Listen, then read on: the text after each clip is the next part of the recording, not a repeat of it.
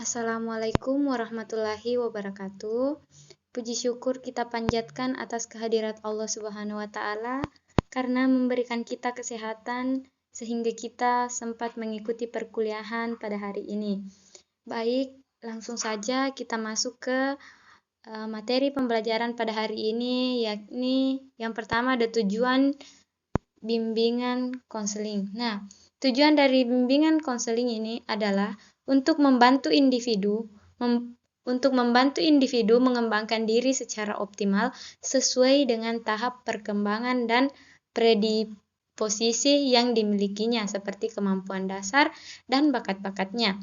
Berbagai latar belakang yang ada seperti latar belakang keluarga, pendidikan, status sosial, ekonomi, serta sesuai dengan tuntutan positif lingkungannya. Secara khusus, layanan bimbingan dan konseling memiliki tujuan sebagai berikut. Yang pertama, merencanakan kegiatan penyelesaian studi, perkembangan karir, serta kehidupan peserta didik di masa yang akan datang. Yang kedua, mengembangkan seluruh potensi dan kekuatan yang dimiliki oleh peserta didik seoptimal mungkin. Yang ketiga, menyesuaikan diri dengan lingkungan pendidikan dan lingkungan masyarakat. Mengetahui hambatan dan kesulitan yang dihadapi peserta didik dalam studi penyesuaian dengan lingkungan pendidikan dan masyarakat, bimbingan dan konseling berfungsi sebagai pemberi layanan kepada peserta didik agar masing-masing peserta didik dapat berkembang secara optimal sehingga menjadi pribadi yang utuh dan mandiri.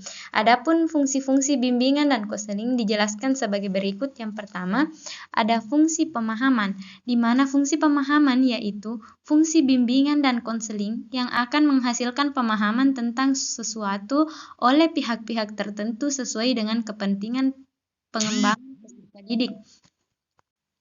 Kemudian yang kedua ada fungsi pencegahan, di mana fungsi pencegahan yaitu fungsi bimbingan dan konseling yang akan menghasilkan tercegahnya atau terhindarnya peserta didik dari berbagai permasalahan yang mungkin timbul yang akan dapat mengganggu penghambatan maupun menimbulkan kesulitan, kerugian-kerugian tertentu dalam proses perkembangannya.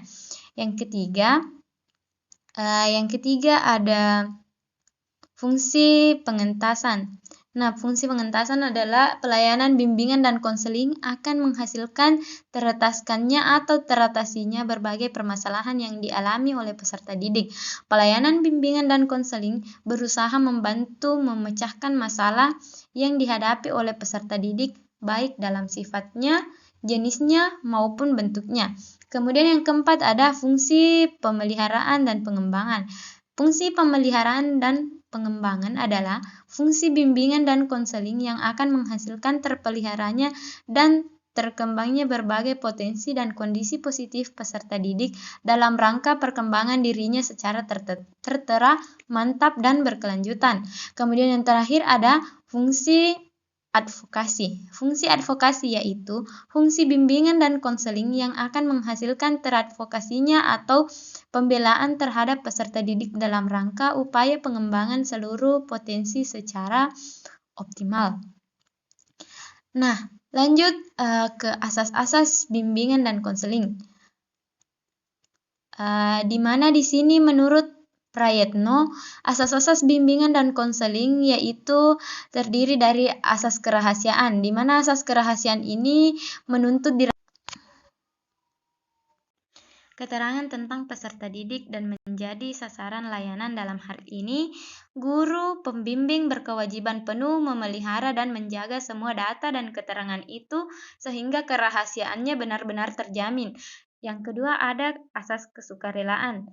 Nah, jika asas kerahasiaan benar-benar sudah tertanam pada diri siswa atau klien, maka sangat diharapkan bahwa mereka yang mengalami masalah akan dengan sukarela membawa masalahnya itu kepada pembimbing untuk meminta bimbingan.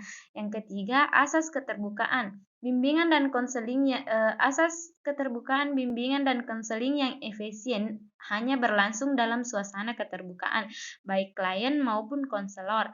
harus bersifat terbuka. Keterbukaan ini bukan hanya sekedar berarti bersedia menerima saran-saran dari luar, tetapi hal ini juga penting dari masing-masing yang bersangkutan bersedia membuka diri untuk kepentingan pemecahan masalah yang dimaksud. Nah, yang keempat ada asas kekinian.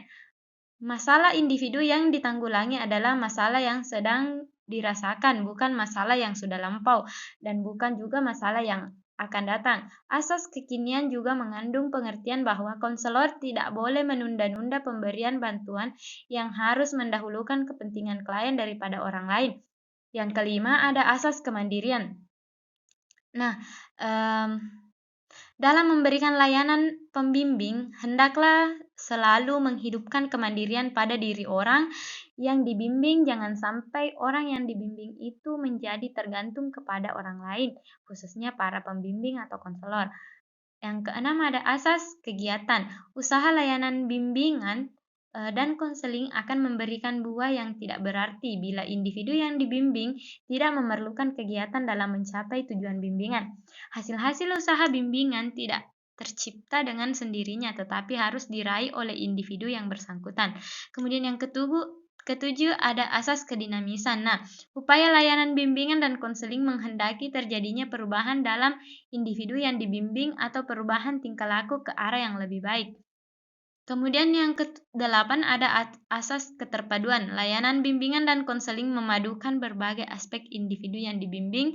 Sebagaimana diketahui, individu yang dibimbing itu memiliki berbagai segi. Kalau keadaannya tidak saling serasi dan terpadu, justru akan menimbulkan masalah. Kemudian yang ke-9 ada asas kenormatifan, di mana usaha bimbingan tidak boleh bertentangan dengan norma-norma yang berlaku, baik ditinjau dari norma agama, adat, hukum negara, norma ilmu, ataupun kebiasaan sehari-hari. Kemudian yang 10 ada asas keahlian.